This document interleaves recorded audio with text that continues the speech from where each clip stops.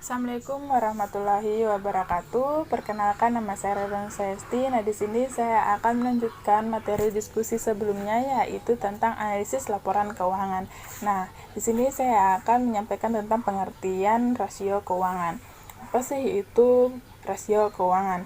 Menurut James C. Van Horner, dia mengatakan bahwa rasio keuangan itu merupakan indeks yang menggabungkan dua angka akuntansi yang diperoleh dari membagi satu angka dengan angka lainnya.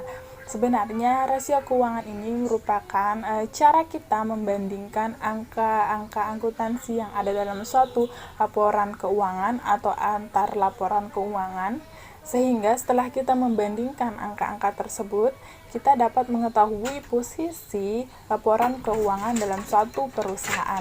Nah, setelah kita mengetahui posisi laporan keuangan tersebut, kita dapat menilai kinerja manajemen dalam perusahaan itu dalam satu periode, seperti itu. Jadi kita dapat simpulkan bahwa rasio keuangan ini merupakan suatu cara atau membandingkan angka-angka akuntansi yang ada dalam satu laporan atau antar laporan diperoleh dengan cara membandingkan satu angka dengan angka lainnya. Nah, dalam rasio keuangan ini terbagi menjadi 3. Yang pertama yaitu rasio neraca. Rasio neraca ini merupakan membandingkan angka-angka yang hanya ada dalam neraca. Yang kedua yaitu rasio laporan laba rugi. Rasio laporan laba rugi, di mana di sini kita membandingkan angka-angka yang ada dalam laporan laba rugi. Terus kemudian yang ketiga yaitu rasio antar laporan. Kita membandingkan angka-angka menggabungkan antara neraca dengan laba rugi. Baik, di sini saya akan melanjutkan materinya, yaitu bagian G tentang prosedur dan analisis laporan keuangan. Dalam analisis laporan keuangan itu, kita memerlukan langkah dan teknik analisis yang tepat.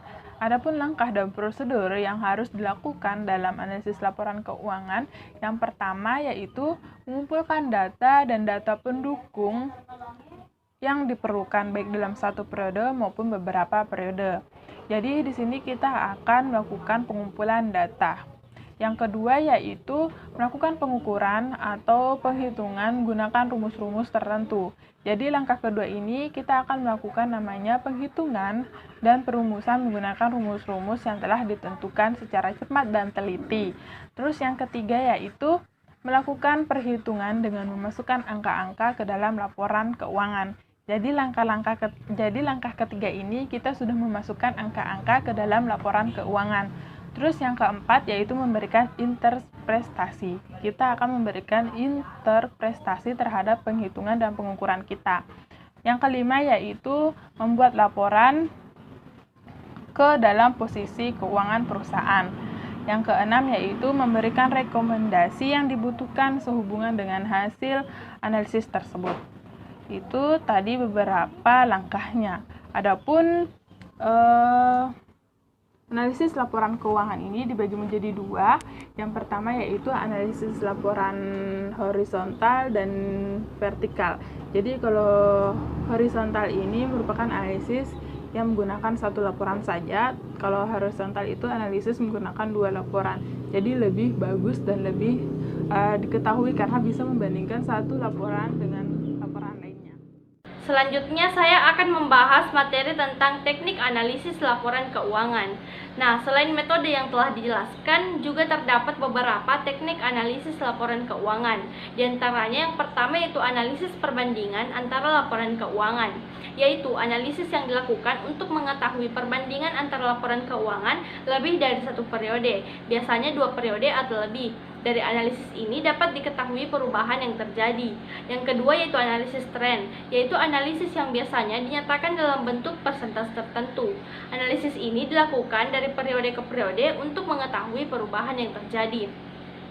Yang ketiga yaitu analisis persentase per komponen, yaitu analisis yang dilakukan untuk mengetahui perbandingan antara komponen-komponen yang ada dalam suatu laporan keuangan.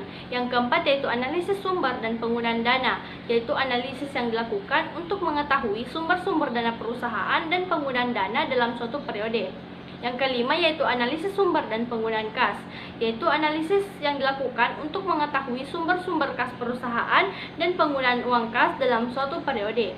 Yang keenam yaitu analisis rasio, yaitu analisis yang dilakukan untuk mengetahui hubungan antara pos-pos yang ada dalam suatu laporan keuangan atau antara hubungan antara pos-pos dalam suatu laporan keuangan neraca dan laporan laba rugi.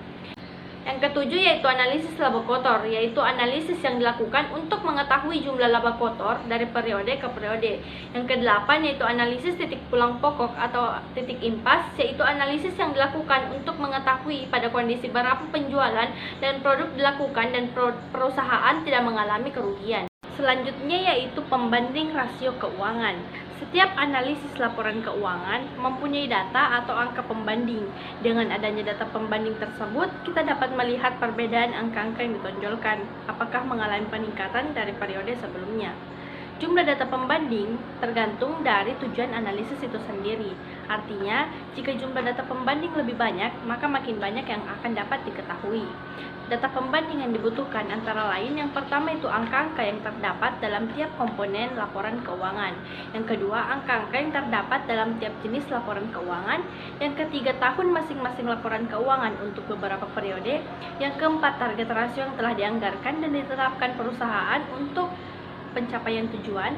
Yang kelima, standar industri untuk industri yang sama. Dan yang keenam yaitu rasio keuangan perusahaan lain yang sejenis dan terdekat. Nah, perubahan tersebut perlu diketahui untuk mengetahui perkembangan keadaan keuangan perusahaan. Kemudian setelah mengetahui perubahan tersebut, apakah mengalami kenaikan, penurunan, atau tetap, serta dapat diketahui sebab-sebab terjadinya perubahan tersebut.